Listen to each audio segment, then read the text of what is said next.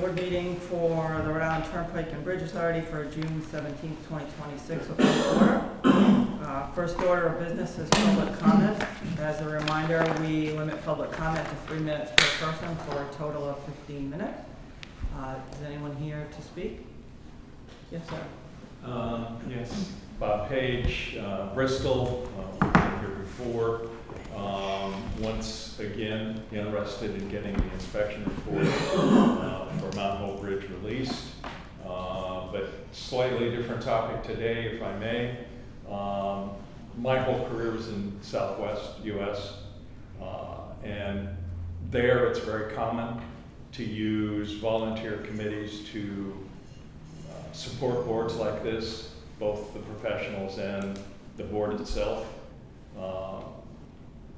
In putting together our little group, recognize that there's an awful lot of expertise and experience in this area that would volunteer to work on various programs. I'm used to doing that in the Southwest, and just want to suggest that there are people out there with a lot of expertise that would support you if considering your agenda that you have in front of you. There's a lot of things to be done. So an idea. Thank you. Thank you. Thanks, Bob.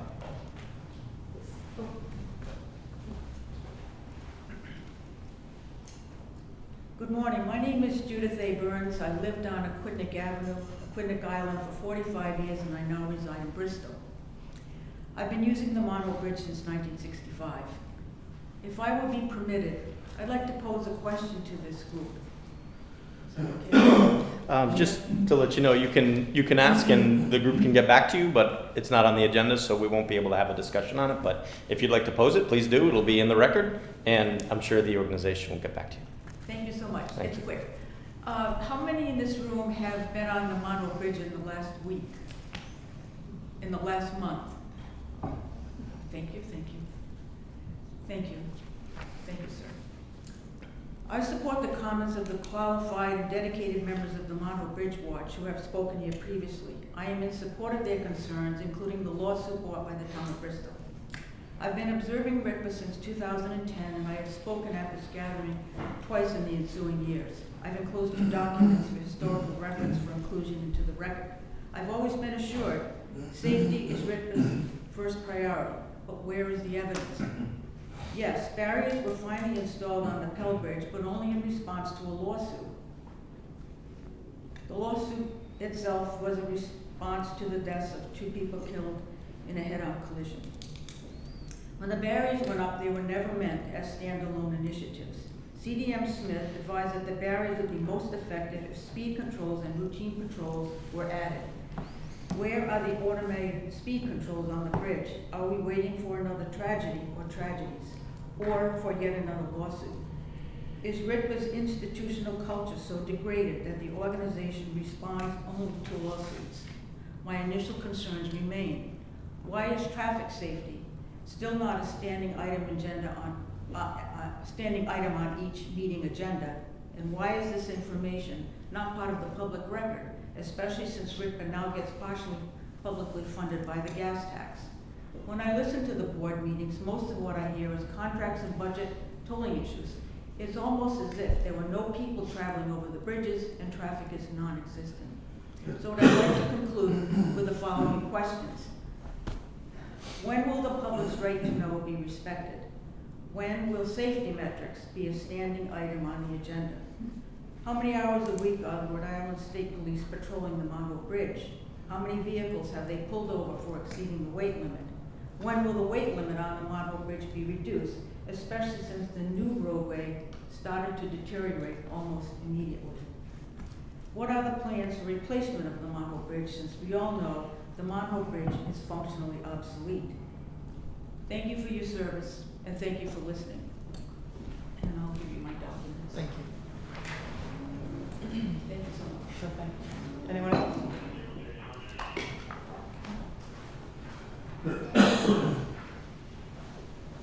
All right, we will move on to item number 3, minutes of the April 15th executive session, May 18th annual meeting and executive session, and May 26th special meeting and executive session.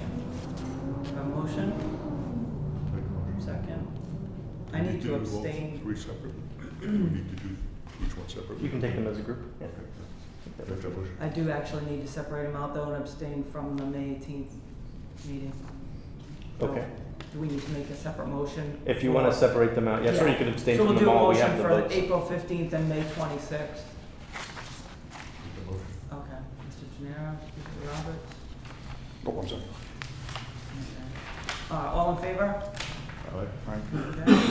And then, motion to approve the May 18th annual meeting in executive session. So moved. Second. All in favor? Aye. Aye. All right, item number 4. GFT Infrastructure Inc. Task Order number 3. I'll take Jamie? that. Good morning, guys, how are we? So task order 3, I came to you guys last board session for task order 2 for Gannett Plumbing. This is an additional task order to Gannett Plumbing or GFT Infrastructure. And what it is Gannett Plumbing has been a support with us for the back office system since our go live with it. Since the departure of Katie Coleman, I've been acting as the acting director, and we have a position for a technical tolling operations manager to help me out. Gannett Plumbing actually advised that Jamie Montgomery can perform this position on an interim basis until a viable candidate is selected. So what under task order 3, what Gannett Plumbing would be doing, or Jamie Montgomery would be more providing day-to-day oversight and monitoring of the back office tolling operations, includes vendor accountability, performance, overseeing system reconciliation, data integrity efforts, validating data with the back office system, and identifying and resolving technical leakage points, supporting revenue assurances, helping out with the IEG. Having GFT help with this role will help alleviate some of the operational demands currently managed by myself. The addition will also provide support for other article operations specialists, as well as help with ongoing operational responsibilities. The difference between this task order 2 and this task order 3 is they're more hands-on with this one. The other task orders are more guiding and suggesting and helping, where Jamie will be more kind of taking the pressure off. And then if a candidate is selected, they will vacate the role until that is selected. The financial effect is not to exceed the $89,510. Okay, any questions for Jamie? I think it'll get you some much-needed help in the interim. Yes, yeah, most definitely. Do we have a motion? I'll make a motion. Mr. Gennaro, seconded by Mr. Roberts. All in favor? Aye. Aye. Thank you very much. Sure. We'll move on to item number 5, Secundit River Bridge Routine Inspection Task Order. Thank you, I'll take that one. Good morning. Federal Highway requires routine bridge inspections every 2 years. The Secundit River Bridge is due for routine inspection this year. It will be inspected in accordance with the National Bridge Inspection Standards and is therefore detailed and labor intensive. We'll receive a detailed report as the deliverable, which will then be used to plan required maintenance and capital projects. RIPA solicited cost proposals from 6 pre-qualified on-call technical consultants to perform the inspection. 3 responses were received by the deadline, ranging from $78,705.94 to $85,108.82. Majeski and Masters submitted the lowest quote in the amount not to exceed $78,705.95. And RIPA staff recommends approval of the attached proposal by Majeski and Masters in that same total amount to perform the routine bridge inspection. The costs included in the proposal were benchmarked against previous inspections for this bridge and determined to be reasonable, and $80,000 was budgeted for the inspection this year. Anybody have any questions? Yes, Eric. Question about it would help me just to understand how the workload is being spread around the entire organization here. Yep. On number 5 and number 6, if I could get a listing of each of the proposals and their costs. Sure. I'd just like to get a feel for how the work is being distributed. That would be helpful. Yeah, we have a matrix that we have internally, when all the prices come in, Yes. that we basically, we line them all up and then Right. take a Well, I look. figured you already had it. Yeah. I just want a feel for how we're doing the distribution of. Yeah, and in general, the practice we follow, because we're required to on the large bridges, we go to nationally known firms. And then on some of the smaller ones, we include the local firms. Gotcha. Generally, we send it to the local firms just to kind of help spread the work around, because they're well qualified to do a lot of the smaller bridges as well, so. But I can get you those. Okay, and that applies to the next one also. Yeah, that's the other point, and I think I made this point before. We follow a practice where we only allow the same consultant to perform consecutive inspections twice, and then we purposely leave them out of the quote process for the third round so that we can get fresh eyes. We never want to have them, remain the only consultant looking at the bridge. Who did this account the last time? It wasn't M&M. M&M did it like 2 times ago. Well, that's okay, you can get back to me. Yeah. Yeah. Eric, just a quick question. Do you guys rely solely on low bid, or are there other factors besides low bid? Not always, we're not required to, but I think it's been a good practice that we've followed is getting lowest quote. And again, we're going to consultants that we know are all qualified, and most of them have actually inspected these bridges before. So we just try to switch it up every 2 years. We make sure that we switch up who it is. But one thing we have done since this administration's been here is we've saved an awful lot of money by going out and actually asking for quotes instead of just going to one consultant and saying, give me a price to do the bridge, because they'll just throw a number at you and they don't sharpen their pencils at all. So, No, just throw it out there. We always do like a little quality-based component. We don't always rely on low bid. Well, so we've already selected them quality-based. Okay, all right, so they made We go to our on-calls only. Oh, got it. It's got a it. mini already- bid. Got it, it's a mini bid. It's a I'm mini sorry. bid. Two, Yeah. So you do a, It's not an RFP, we have on-calls already, and we go to so the you on-calls. do a and quality-based selection just to get That's them into the running for, got it. Yeah. It's pre-qualification. Perfect, Yeah. perfect, Yeah. thanks. Because it can be very dangerous going by low bid, you can get. Oh, absolutely, Yeah, absolutely. No, we've already got the quality, built in. Excellent. And that's one of the reasons I want to look at the work distribution as well. Oh, yeah, excellent, thank you. So are you suggesting we table this, or do you No. want to go ahead and vote? No, I Okay. think we should, I'd recommend approval Okay. of this. I'd just like to get that list that we had talked about. Yeah. The same thing on the next one as well. Okay, so we have a motion by Mr. Was missing Gennaris, that. second by Mr. Roberts, all in favor? Aye. Aye. Okay, item number 6. Okay, I Mount think Hope this Bridge, go ahead, Mount Hope Bridge routine inspection task order. Yep, same as Secana, and again, Mount Hope Bridge is due for its routine inspection again. We solicited cost proposals from 6 of our pre-qualified on-call technical consultants. 3 responses were received by the deadline, and they ranged from $220,017.96 to $305,642. Majeski and Masters submitted the lowest quote in the amount not to exceed $220,017.96. And RIPA staff recommends approval of the attached proposal by Majeski and Masters in that total amount, not to exceed, to perform the routine inspection. Again, the costs in this proposal were benchmarked against previous inspections for the bridge and determined to be reasonable. $220,000 was actually budgeted for the inspection this year. Okay. Yeah, and actually, that's why I wanted to get that list, because I'm a bit concerned about the distribution of the work in the organization here.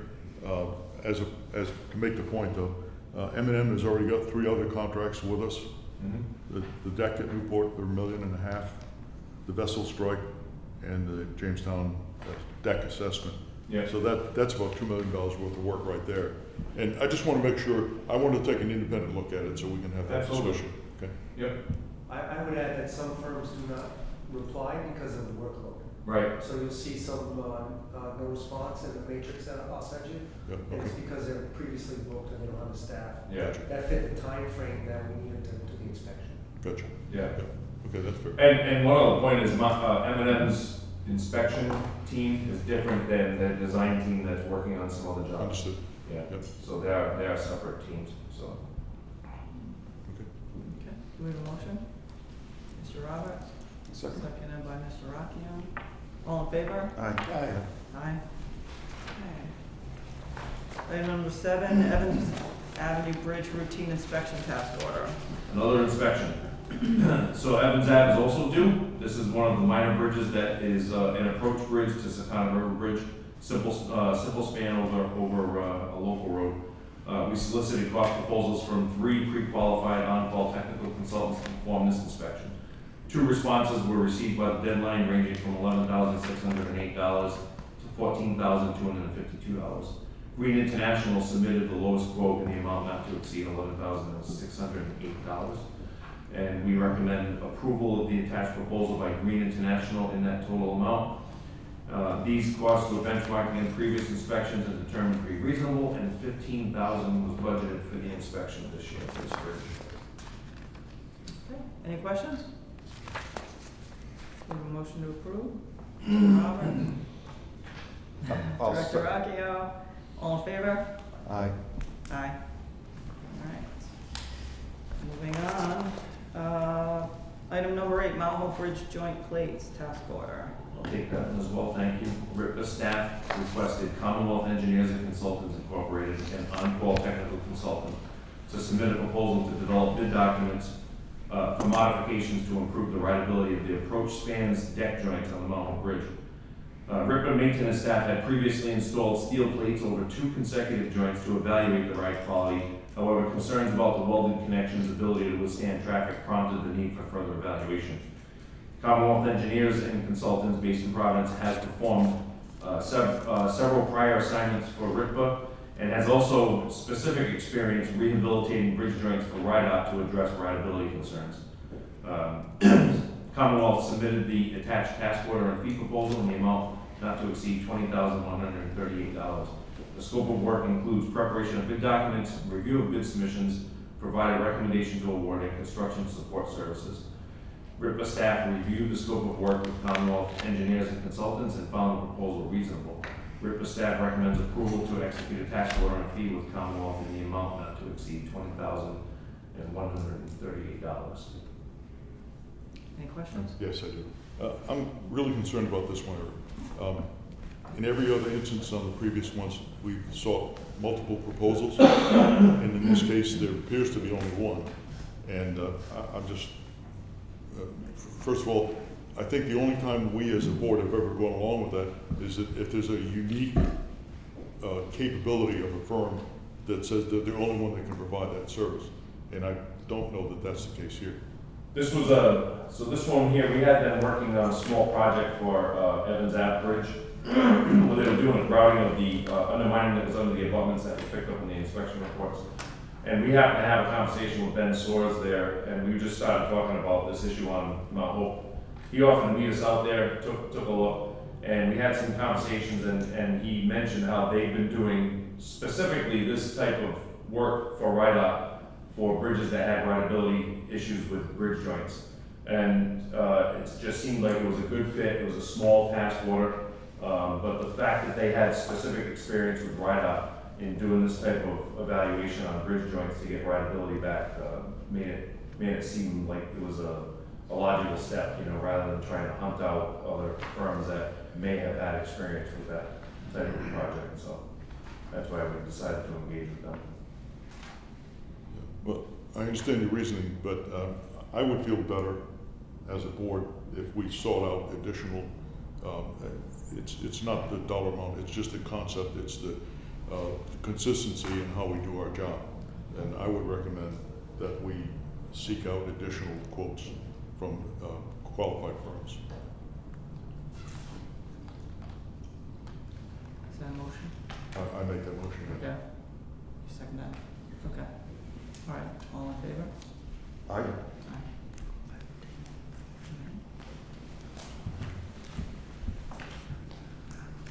All right. All set. Item number 9. Maintenance compound security fence purchase order. I'll take that as well. Okay. RIPA owns a satellite maintenance facility at 153 Bayview Drive in Jamestown, Rhode Island. The facility does not have a complete perimeter fence. To improve site security for upcoming construction activities, RIPA budgeted $30,000 to complete the perimeter fencing and repair the existing gates. Staff solicited quotes through the State of Rhode Island Master Price Agreement 498. 5 companies submitted quotes by the deadline ranging from $26,378 to $56,645, with CityWorks providing the lowest bid.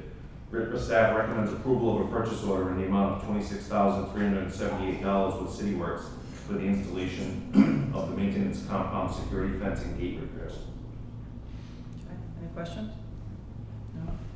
Do we have a motion? I'll say.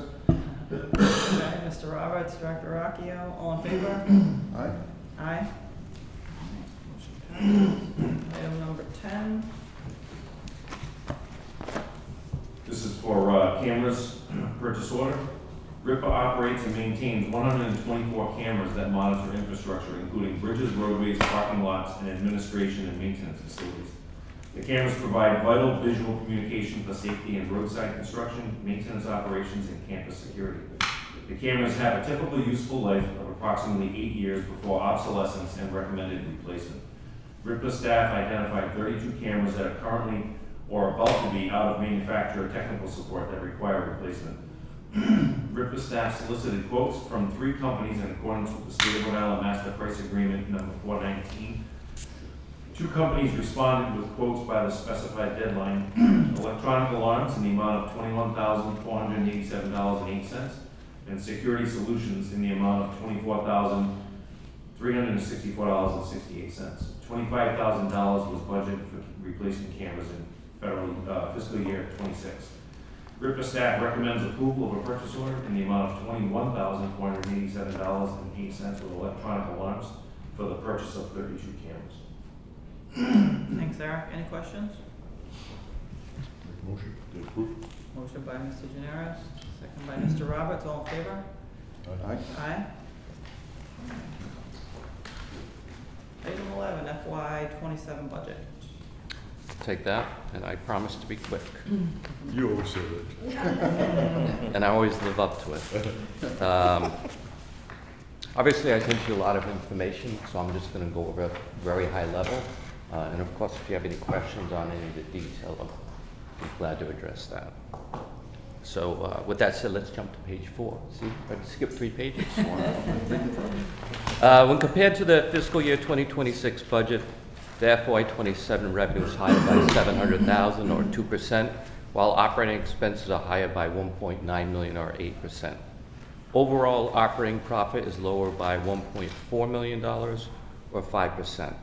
On page 5, traffic assumptions. Traffic assumptions used in the calculation of FY27 toll revenue is based on a 1% traffic increase over fiscal year 26 actual data for the period July through April, and fiscal year 2026 budget data for the period of May through June.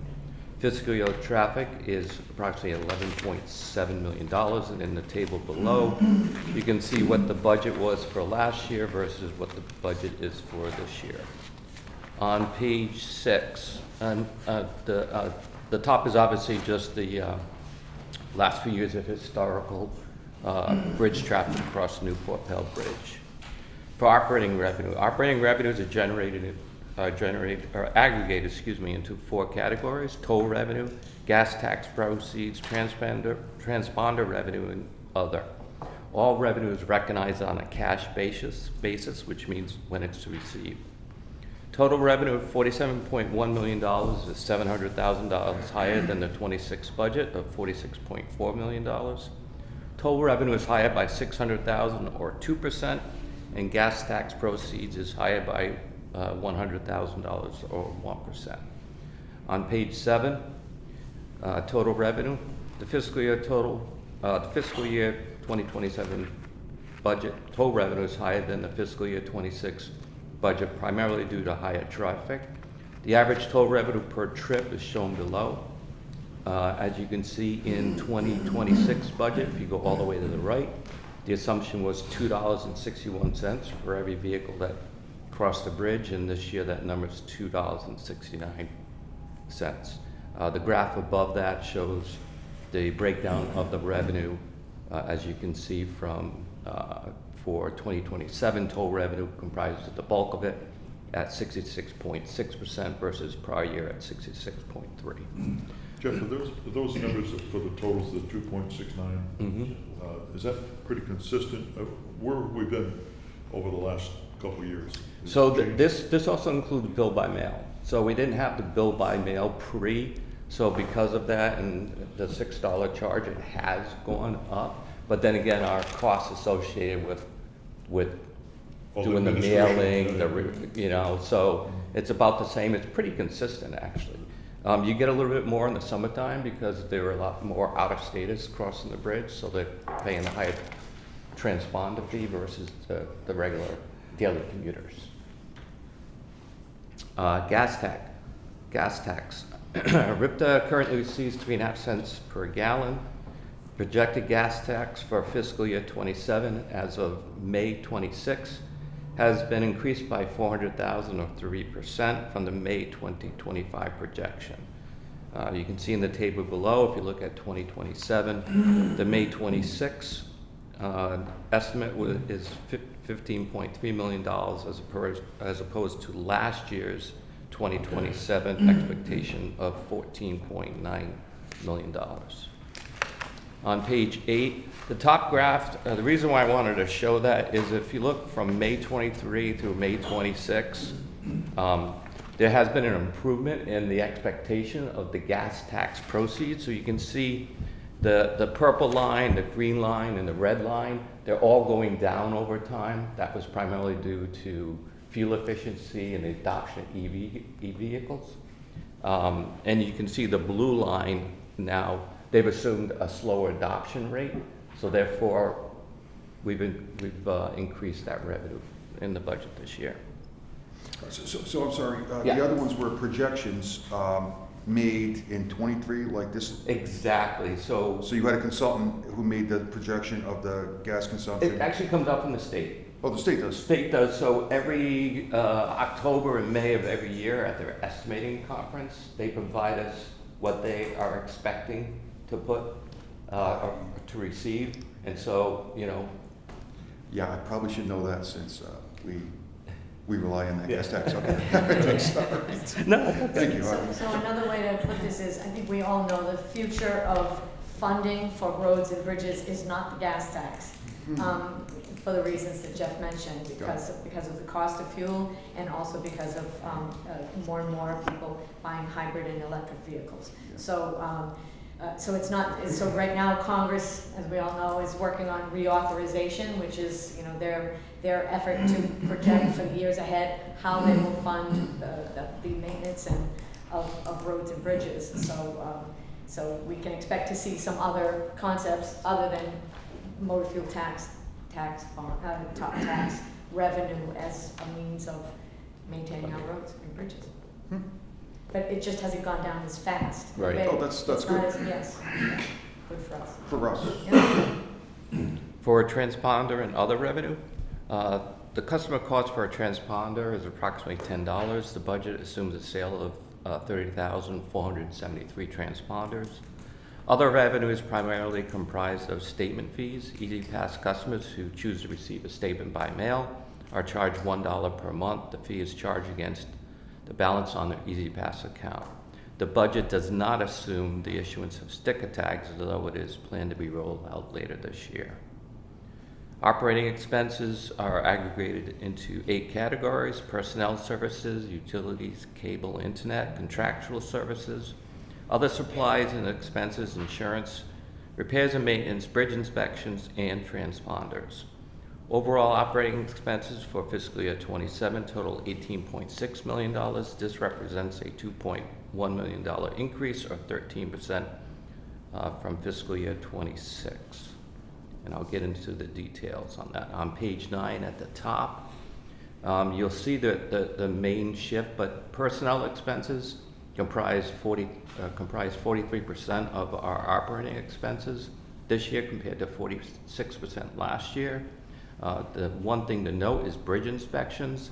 Last year they were 6% of the budget, and this year they're 11%, as Eric noted earlier, because we have those inspections every other year, or 5 years, or 8 years, depending on the type of inspection. You'll kind of see that go through our P&L in different ways.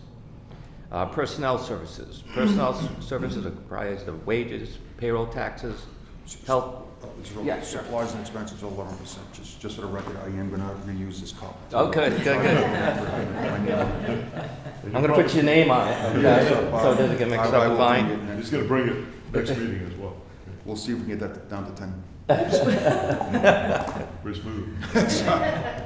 Wasn't worth the joke.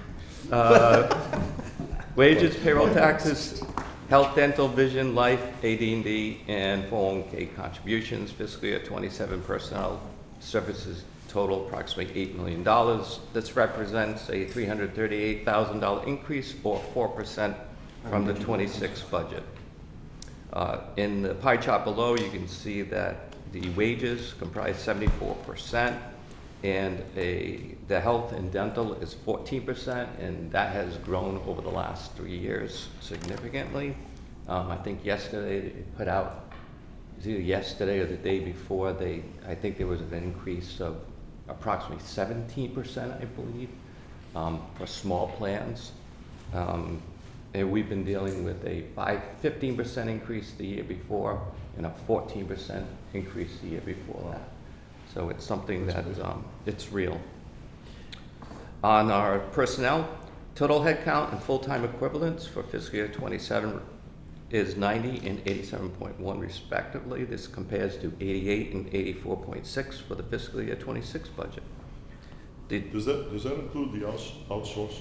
It does not. This is our folks. It does not include the painters union, who we employ between 2, 4, sometimes 5 or 6, depending on what Frank has for his needs. And they're not here for the whole year anyway, so they're here for typically 8 months. Right, that's not included, they are not employees. And a lot of what they do gets capitalized because it is a project cost they're working on, as opposed to painting a lawnmower or something like that. This compares to 88 and 84.6 from the fiscal year 26 budget. The additional 2 headcount positions are in engineering and in maintenance. The higher FTE count is related to those 2 positions and a larger mix of full-time employees in tolling operations. As you can see in the table below, you can see the mix of employees by department and also union versus non-union. Union personnel comprise 31% of the FTEs, as opposed to non-union, which is 69%. Wages, fiscal year 27 wages total $5.9 million. This is a $259,000 increase, or 5%. The variance is primarily due to expected wage increases as of July 1st, 2026. The addition of 2 FTEs and various increases as recommended by department heads and approved by the executive director. Payroll taxes total $479,000. This represents a $23,000 increase, of 5% from the 26 budget. The variance is primarily due to the additional wages and the increase in the standard wage base for the Rhode Island State Unemployment Insurance. Health and dental, fiscal year 27 health, dental, vision is approximately $1.1 million. This is a $31,000 increase, or 3% from the 26 budget. The budget, when I put this together, the budget assumed a 6% increase effective January 2027, so we already do know that there will be a gap there that we will figure out and fill. The budget does assume a slight change in how our plan is designed. Currently, the HRA, which is employer paid, is implemented first, and then the employee deductible kicks in. This year, we are shifting that around, where the deductible would come first, and then our portion second. We think that will change behavior and how people use the plan, because if you don't have to pay anything until the very end, you're more apt to just use it. And we think it might actually help us in people not just going out, taking the day, because if they're gonna take the day, they're gonna have to pay for it because the deductible comes first. 401k, the 401k totals $378,000. There's a $22,000 increase, of 6% from the budget. Utilities, cable, internet. Excuse me, Yeah. that's the match with what the employees, the 401k? That's So the match for the it's the employees? match, and it is the additional 3.5% that we have. So we have up to a 5% match, and then we have a 3.5%, which the board approved probably about 3 years ago from 3.4 to 3.5%. It is completely discretionary at the board's discretion. Our cable and internet, approximately $1.2 million, $47,000 increase from the fiscal year 26 budget. This is a result of high usage of electric and higher costs related to the delivery portion, not the supply, and it's not on the supply because we entered into an agreement through the state that locked in our rates for 3 years about a year ago. Contractual services totals $2.2 million. This is a $348,000 increase, or 19%. The variance is primarily due to the additional cost from the Rhode Island State Police contract of approximately 18%. The additional monthly fees for both the new back office and the new roadside contracts with Amovis. Slight increases in legal expenses to match the current run rates that we're seeing this fiscal year. The $120,000 of new expenses for the outsourcing of the mail function. And it also includes approximately $150,000 for the consultant that Jamie just got approved earlier today. Other supplies and expenses totals $1.9 million. This represents a $56,000 increase from the, or 3% from the 26 budget. Jeff, Yes, before sir. you get up there, I just want to ask a question about the outsourcing of the mail function. Yes. Have we felt that that's been productive? Absolutely. Yeah, I It's, think it's it was a made great sense. move, absolutely, Could yes. you just describe that? Yes,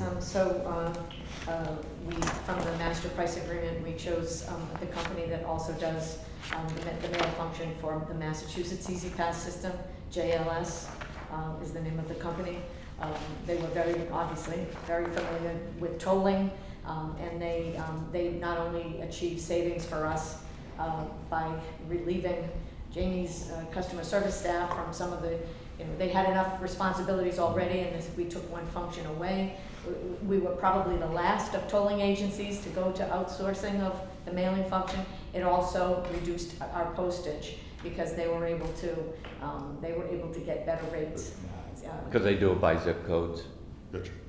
So we were, was it about 9 cents?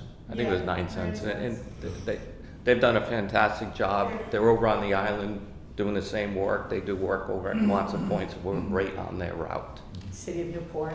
And I checked with the City of Newport beforehand to say, what was your experience? I called some of the other companies that they represent. Do they get a reduced postage rate or something like that? Yeah, it's about 9 cents we save. They pass Oh, that really? rate to us. Wow. They save about 14 cents. They give 9 to us. And it's They're also a very great company. They're wanting to help us out any chance we get. Right now, transponders are like $7.90. I just sent them a couple different transponders to see if they can save us some postage on that and get back to us on it. They're very, very wanting to help us any way they can.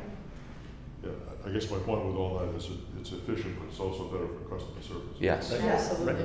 much more productive for How our are the employees feeling without having that function? They like it. There's one more, we're doing the correspondence last, everything else is pretty much getting sent out, just so they just have to send the file through, and they come pick it up. Even then, we're like, hey, we're still doing some updates on correspondence, can we hold off?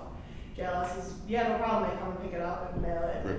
When I do testing the Motus to, get violations on myself, see how long it tests, when I took JLS, I got it a day later. It's just as fast as if we send it here, if not faster. From a productivity and efficiency, Joe, when you think about it, they have to send this amount of invoices over to the printer, which always jams. Yes.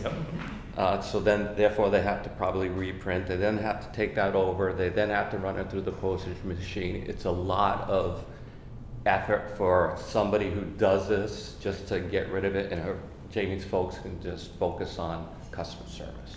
It was also important to us that they were relatively local and they had other customers around us, as I mentioned, the City of Newport, because as they mail things, we want the mail to get there in a timely way. We don't want it to take, if it's mailed from California, it's going to take longer to get to our customers. And our biggest areas for customers is the Aquidneck Island and Connecticut Island areas. So we wanted the mail to be timely. It's worked out great. Just a footnote to, when I was first researching this company, I thought it was very interesting. It's a company that has grown by leaps and bounds into a very efficient niche kind of a business. But I wondered what JLS stood for, and originally it stood for Judy's Letter Shop.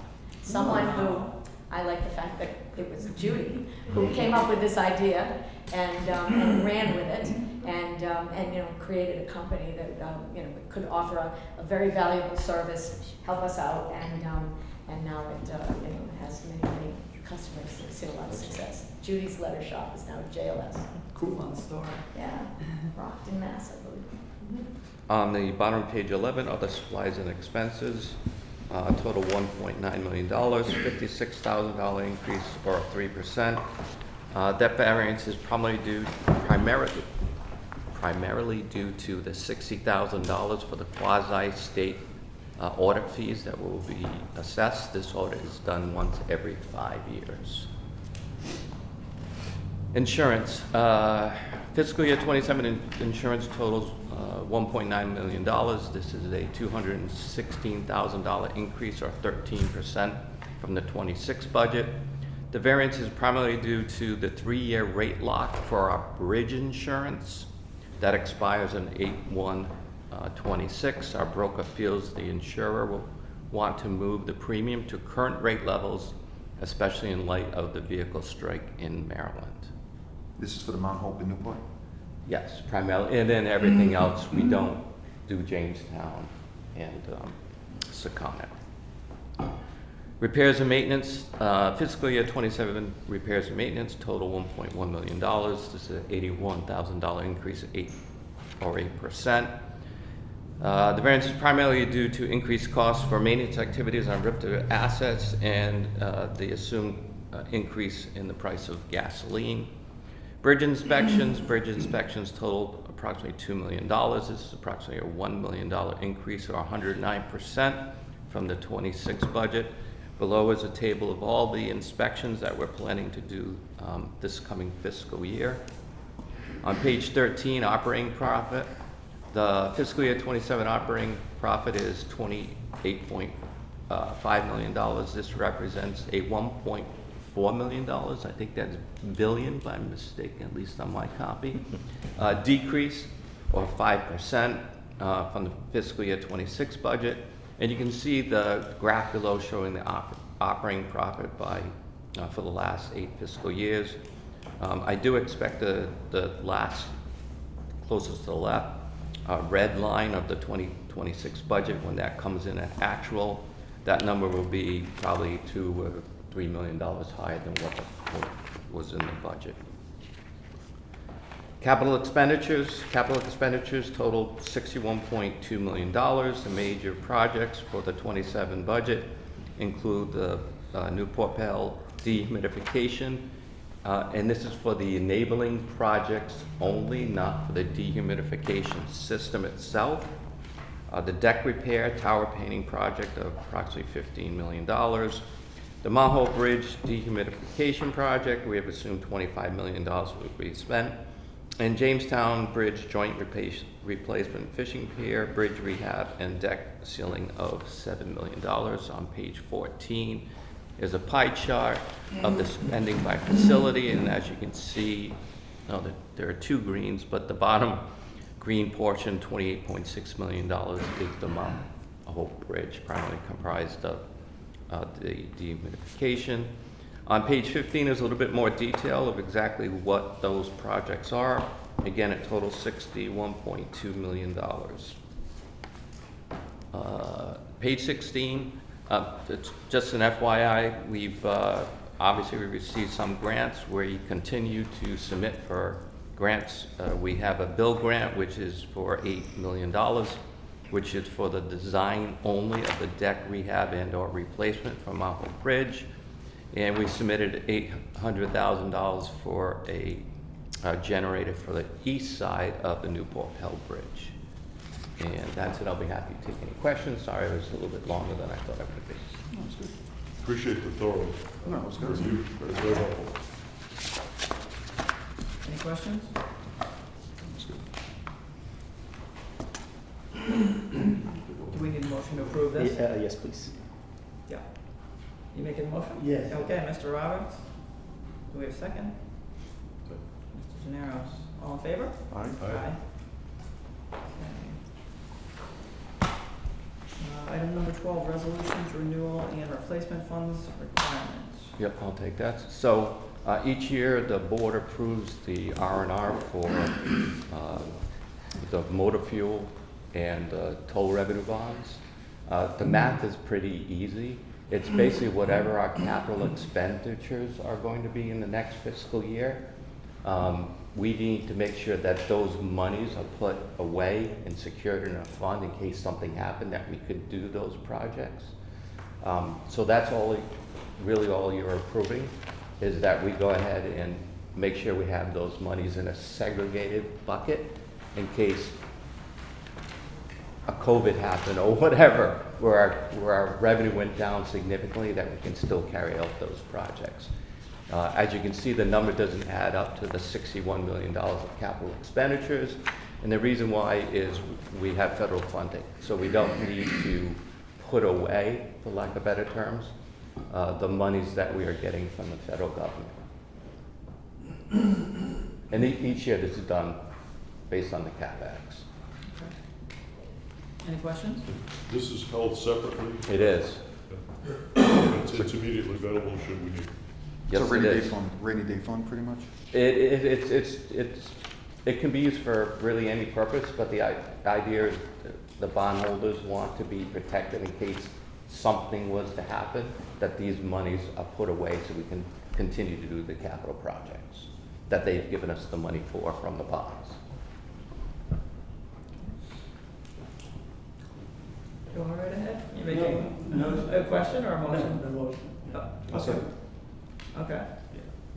All in favor? Aye. Aye.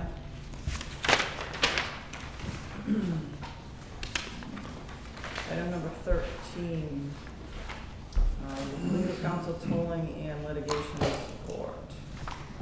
I'll take that, thank you.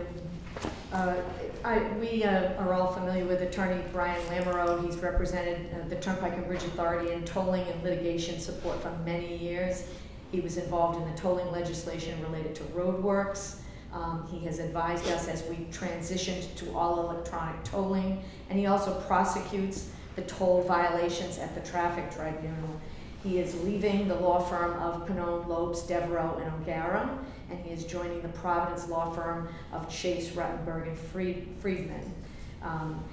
This engagement is exempt from bidding. And the reason I have this here is because we do have a list of attorneys on whom we call for various services. The law firm of Chase, Ruttenberg, and Friedman is not on that list. However, this engagement is exempt from bidding pursuant to Round General Law 37-2-70, and we've made, we've done our due diligence to make the necessary findings. We do need Brian's expertise and his institutional knowledge for tolling and litigation support. There's obviously no attorney employed full-time at RITBA who's available to serve as tolling and litigation counsel. And 3, funding for this representation is available from RITBA General Revenue. And we've confirmed that the attorney, of course, Brian, we know him well, we know his qualifications, and he's engaged. He is qualified and meets the following minimum requirements, which is that he has the appropriate professional licensing. He's competent to act as tolling and litigation counsel, as reflected in his training. He just did a very good job at the Bar Association annual meeting, presenting on AI. He's pretty amazing in the cybersecurity field as well. And 3, he's able to perform the services as reflected by workload and availability of adequate personnel. His current rate of that he charges here is $295. I think that's correct. It's either $290 or $295. And it would, as he transitions over to Chase Ruttenberg, it would be $340 per hour instead of that lower amount. So I am asking that the board approve retaining Brian on our list of attorneys so that we can use him for tolling and litigation support as we've done for many years. Does anyone have any questions for the director? Motion by Mr. Generos, second second by Mr. Roberts. All in favor? Aye. Aye. Even though he's Despite You got it.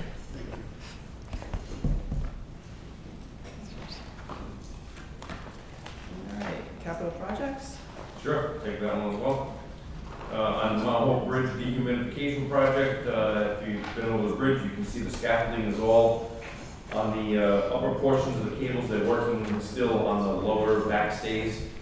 By the end of this week, they will not be putting the scaffolding up from the bridge deck surface. They'll be doing it from down below because they'll have access from down below. They have just about finished replacing all the cable band bolts. They have begun wrapping the cable with the new DS Brown wrapping to seal cable. And they are starting to pull off some of the castings near the tops of the towers to do some cable inspection as well. The infra project right now is currently on hold while we are working through a grant amendment with Federal Highway and trying to finish up our NEPA process. Right now, that's with the State Historic Preservation Society for review. And then we'll be going back out to bid with that project as it's already been designed and is ready to go back up. Eric, can I just interrupt you there, just to add a little bit of a footnote to that as well?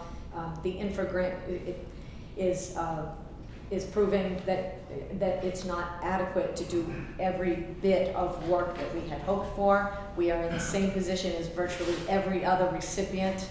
It's very much in the news that recipients of some of these wonderful grants that we were very grateful to receive are finding what I've been calling sticker shock, because the money, because of inflation, because of other factors, because of the passage of time between the time that we planned the project and the time it went out to bid or will go out to bid. We're finding that the money just doesn't go as far. So we're having to pivot and work with the federal government to make certain that we can proceed with the work, but knowing that the money just isn't going to go as far as we had hoped.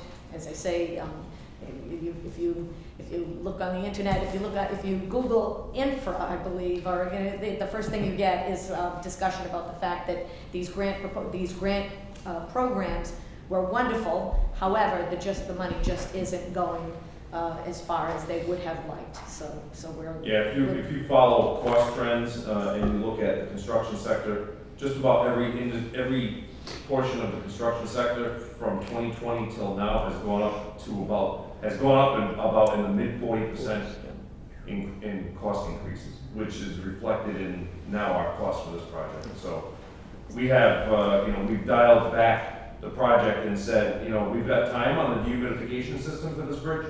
So rather than install the system and everything associated with it, we pulled forward all of the enabling work, like a stair tower for each of the anchorage, access improvements to the anchorages, which were all part of the dehumidification project. We're pulling all that forward because it lends itself to work well with all of the steel work that we'll be doing on the towers and compression links. That stuff will all be done, and then in the future, when we get some more federal funding, we'll be able to actually put the system of dehumidification in. We'll also be doing suspended rope replacements of about 16 ropes, I think the worst ones. So we pulled forward as much as we could to maximize the use of the grant funds, and that's the amendment that we're working through with Federal Highway to try to get that squared away and executed. So, Do we have any kind of a crystal ball idea of what the timing is on this? To get the federal approval to move forward with it? No. No, I didn't think so, but No. I just thought I'd ask. We think we're close. That was based on feedback we got from our federal representative just the other day. So, but it's going to go back to Washington once we get the amendment wrapped up and asked to go back. So once that happens, then we're prepared to go to bid. We're ready, yeah. We actually were out to bid, and then Federal Highway said, well, until this grant amendment gets executed, you actually can't be out to bid. So we had to pull the bids back. We weren't aware that, we couldn't actually bid it ahead of time. We weren't going to award it if we got the bids in anyways, but they told us, no, you really shouldn't get the bids, so we pulled it back temporarily, so. The federal administrator, the regional administrator of the FHWA is very supportive. He always starts conversations by saying, I want to build things. We want to build things. We want to help you to build things. He's been very supportive, but it has to go from FHWA to USDOT and then specifically within USDOST, which is the Office of Secretary Duffy at the US Department of Transportation. So we've had many meetings where we've been asked to tweak a particular aspect of the proposed amendment, and we continue to work. I think there's another meeting tonight. Today. So they're frequent, and we are hopefully inching toward and maybe skipping toward the finish line. Thank you. Peter, 2 steps forward, 1 step back. I get that. Happy You know, You're dealing with it over there. Happy Feet, the movie, right? Yeah.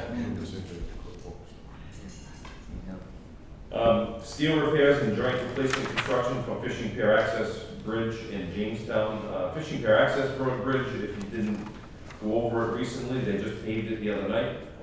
They just have to cut in the asphalt plug joint, and they are removing scaffolding from underneath from where they did steel repairs and painting. That bridge is complete. It's like a new bridge. The Jamestown Bridge joint replacement is ongoing, as evidenced by the 7 joint covers that are on the westbound side. I haven't noticed them. You haven't noticed? Yeah. It's okay. Once they complete that side, they'll move over to the eastbound side, and then everything is supposed to be complete by November 1st of this season. And it's been going well at night. They've actually been getting good progress on the construction. The vessel strike vulnerability assessment is, I think we're getting it any day now, as a matter of fact, the final report on that. It had already been approved as a draft and is just being finalized. Deck assessment and repairs design for Jamestown Verrazano Bridge is ongoing. Excuse me, Eric, on the vulnerability assessment, Yeah. when will we have an opportunity to see that as a board? Should be any day, as soon as I get the report in there. Okay. Thank you. Pier 10E bearings replacement is in construction right now. The contractor's been working through shop drawings. They came out and did some field measurements, and we assisted with that effort so that they could get the bearings ordered and all of the necessary steel support work. The bridge rehab owner representative services for Mount Hope Bridge. This is where we are in the consultant selection process for the deck design study for Mount Hope Bridge. And we have narrowed it down to 2 finalists, and we have awarded the task orders that the board approved us to award for them to submit beefier proposals on what their ideas are for the bridge deck rehab or replacement. So that's ongoing right now. In fact, one of the consultants went out and did a field inspection yesterday. Capital improvement plan update. We are expecting the next version of that, which should be near final in the coming week or 2 from our consultant. Toll equipment building generator design is in progress. That's with Jacobs design firm.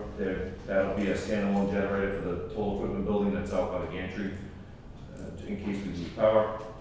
Pavement crack sealing is ongoing. This is for all of our pavements system-wide on bridges and roadways. We have some plans and specs that we're reviewing right now, and then that'll be getting finalized shortly.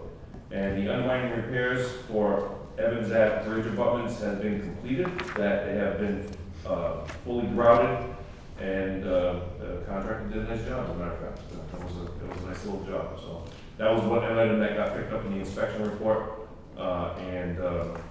it's due to the specific design of the way the abutments are designed. It's got some stone underneath, but it had settled, and we had concerns that the settlement would get worse, so we grouted underneath and basically sealed it all back up again. So. And that's about it, unless there's any questions. Thank you. Thank you. All right, we have the executive director's report. Thank you. The customer service initiatives continue here, and we have all heard about transponders that have batteries that have reached end of life. We have started to be very proactive in terms of having our staff here reach out. We've tried to narrow the field and determine where the populations are that are most likely to have the older transponders. We are designing a social media campaign that will show the older transponder and say, if your transponder looks like this, it's time to get a new one. So the square ones are the older version. The more rectangular type of box is the newer, so we're trying to target those that have the older transponders. We are reaching out by phone to some of the people that we know have transponders that were issued in 2008, 2009, 2010. As I say, most of our customers, when we break it down by zip code, are in the Newport area, and that makes total sense. So we do try to reach out. We also are reaching out with email by looking at patterns on an account to see if some of our customers are not being billed at the correct rate, or if they're getting a lot of what we call I-tolls, which means the tolls are not posting to the tolling account, to the EasyPass account. So what would happen if their battery dies, and would they get the discount rate, or would they get the? Great question, No. great question. And Jamie may want to answer it. If the, but let me start, Jamie, because I'm Jamie's, I'm on the bench as customer service rep. Okay. So if the plate is on the account, I keep saying our system is quite smart. Okay. If the plate is listed on your EasyPass account, the toll will post to your EasyPass account, even though the transponder has died. Okay. So It will post at the higher I toll agree. rate to clarify, but it won't get an invoice. So a Right. lot of customers think that when they're getting an invoice, it's because of the transponder battery. So they won't get the discount? Correct. No, the discount is only read when you have an active transponder at the time of the crossing. Oh, okay. So when they have their battery dying, that's where we start setting up these correspondence saying, hey, in this 30-day time frame, you have a lot of plate reads posting, check your account, Got make it. sure you're mounting it, Got it, etc. got it. A lot of customers, what Lori likes to call is the health checks. They don't necessarily always do the health checks, so they might have their husband, dad's plate, someone's plate not listed on the account. And the reason the invoice happened is, yes, the battery died, but because your plate wasn't on the account, it didn't post to the account, it sent you an invoice in the mail. So it's always very important that we try to send it home to customers to do health checks and update their accounts. So are they, is it adjusted to post the correct rate? They're not They'll charged get the a six, higher rate in the they're- end, at right? the end, if they come and contact us Right. and place it, we go back and credit them or Yeah. take their invoices at the discounted That's great. rate. Yeah, we're very flexible and understanding with it. We normally, our standards to go back 3 months. Some people say, hey, I'm sorry, I wasn't checking my statements. It's very important that customers check their statements and monitor their accounts. I know everyone has a million accounts and it's always hard. I don't want to check my credit card and then I'll do it. Oh, okay. So it's one of those things that it kind of gets it in the balances. Also with us doing these outreaches is allowing customers to put us back on the radar. Say, I haven't talked to you in 15 years. And we're like, this plate I haven't had in 7. So it's a great opportunity as well for this outreach program to put us back on the radar with them, but also clean up their accounts and update it to the need that we need to for them. we've also had meetings with several different companies with the objective of transitioning to sticker tags, which we will no longer have the lithium battery problem anymore. They also come in rolls, which everyone will be happy that the bulky storage of transponders, boxes, plastic boxes with a lithium battery, we'll be moving away from that. It will take a while. Some people will want to stick with their plastic box, so we will start slowly to introduce the sticker tags probably after the summer ends, and we'll start really focusing. But we've spoken to several of the companies that do offer sticker tags, and then we will no sooner get into sticker tags, and it won't be long before I will be talking to you all about the concept of V2X, which means vehicles connected to everything. And instead of having any kind of transponder, whether it's a lithium battery, whether it's RFID technology, instead it will be a GPS-based technology with other factors, and the OEMs, original equipment manufacturers, or the car manufacturers will be on board, because people want their car to do a lot more for them, to take care of a lot more things for them. So it's likely that your car in the future will take care of your tolls, so without any kind of transponder. So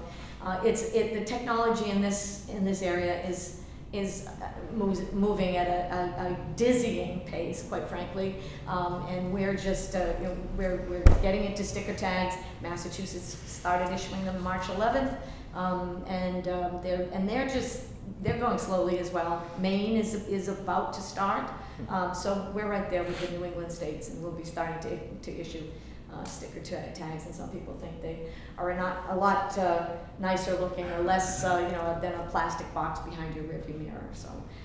So that's We're moving forward on interoperability, which is of course why we belong to the Easy Pass system, because we want people to be able to travel from Maine to Florida seamlessly, and not have multiple accounts or not have to stop at tolls where there still are plaza booths. We're working to become interoperable. You all approved the Central States Interoperability Agreement, and we're now working to do the testing so that we can begin to be interoperable with those states. Vessel strike, we did a tabletop exercise with all of the stakeholders, all of the necessary players. It was very valuable. It took place in Newport. It involved state police, REMA, local police and fire, us, the Marine Pilots Association, the Coast Guard. I think the most important thing that we focused on was the fact that in the event of some kind of an event in the water at the bridge, I'm looking at the Pell, but it could also apply to the Mount Hope or any other bridge, is that we would have two crises to address, two emergencies. One would be a land-based one, and one would be water-based. So we are working very closely with all of those entities that I just mentioned, and we know how the first contact would be made by the Coast Guard calling Mayday. Actually, it would be the Marine pilots calling, putting out a Mayday call, and we know how that information would be received for those who are going to respond to the land issue, where there's the more likely loss of life on the bridge, that less likely of having loss of life in the water if it's a strike. So we would be having both of those avenues to make certain that loss of life, obviously, that's the number one priority, is to prevent that.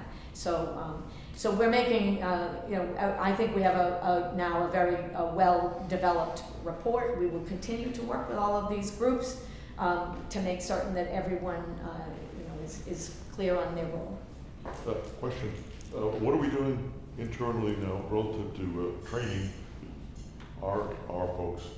Yes, so in the operations department, we have expanded the marine, the marine radio channels that are available, and that are so that our traffic management technicians would hear that first transmission of Mayday by the marine pilot that's aboard that vessel that's at the bridge, and then they are trained as to what they are to do next, while the operations department is responding, obviously making certain that the Jamestown Police, if it were the Pell, is closest to close the bridge.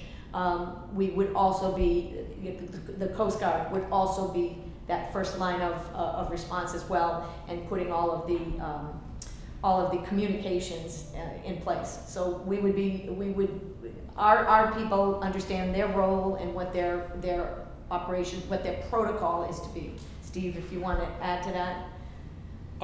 The other piece, the additional piece is that we're on 800 megahertz radio. We have a base unit, and we monitor all of those channels so that we have the ability to make a reach out quicker rather than trying to do it through a telephone. So this is a 24/7 monitoring? Absolutely, yeah. 24/7 monitoring of 13 and 16 on the marine channels, and then the 800 megahertz channel. And we're also now live with that rolling warning system pilot. Is it on board now? We've been paying attention to it daily. It's fascinating. And Scott Snelling is making almost daily lately updates to the software to improve it based on our feedback, and it's been pretty impressive to be able to track the vessels. I mean, you can see them. It'll pick them up outside the bay, out that far south, and then north of the north tip of Jamestown. For example, it'll pick them up and it'll track them all. You'll see them when they're stationary. You'll see them when they're moving. You'll see the influential, where could the vessel go? It'll have these little curved lines as it goes under the bridge to show you, could it, go and strike a pier potentially if it went off course, or is it pretty much safe because it's going through the middle? It's a pretty impressive system. So we've been also monitoring that right now as well. Is there some way we could get the board to be able to review this, or to see it? Yeah. Yeah, I mean, we we can have it live run it in at the the, we next- have it live in the operations. I've got it on my computer, every day. You know, it's a web-based, application. It's pretty impressive. I'd like to know more about it. Sure. Yeah. You can click on the vessel, all the vessel information comes up that's registered through the AIS system. It'll tell you if it is a pleasure craft, is it a cargo ship, is it, car carrier, or tanker. It picks up the pilot vessels, you know, it's pretty impressive. For the traffic management technician, so you have that technology that we're monitoring, you have the cameras that are underneath the bridge and on the bridge deck, and then monitoring 16 and 13. So the thing is, you can start to hear these things as you hear what's going on, looking at traffic as it goes underneath the bridge and goes by. So they're starting to get a very good understanding of what's going on out there, where before these technologies, all we had were the cameras, so. Right. Now, if you, like, for example, if you watch this warning system and you see a ship approaching through the mouth of the bay, they can turn the camera right away and already know that there's something coming, because if they hover over it, it'll say sailing vessel sometimes, you know, so okay, it's a sailboat, but if it says cargo, they'll turn the camera to see what is this coming up the bay, you know, is it, what size ship is it? And you click on the information for the vessel, it gives you the length, the beam, you know, all of that, all of the information about the vessel that's available is right there, so you know well in advance what's coming and going. It's pretty cool. Yeah, if I could just request that we arrange Sure. something to not train us, but make sure that we're knowledgeable. That'd be great. Absolutely. And our next board meeting is July 15th this year. And that's all I have. All right. We've got an executive session, so we need a motion to enter executive session. If the board would consider, Madam Vice Chair, in accordance with Open Meetings Act, Section 582, discussion, vote, or other action related to the following 2 litigation matters. That's 1 non-public potential litigation related to the Mount Hope Bridge dehumidification project and the Town of Bristol versus TSA and RITPA. That's CA number 126CV150. Thank you. Thank you. Sorry, did you motion, Peter? I did. Okay, wait a second. All right, we. That's a roll call. Thank you. Yeah. Aye. There you go. Charles? Yes. Yes. Oh, yeah. Aye. Okay, thank you.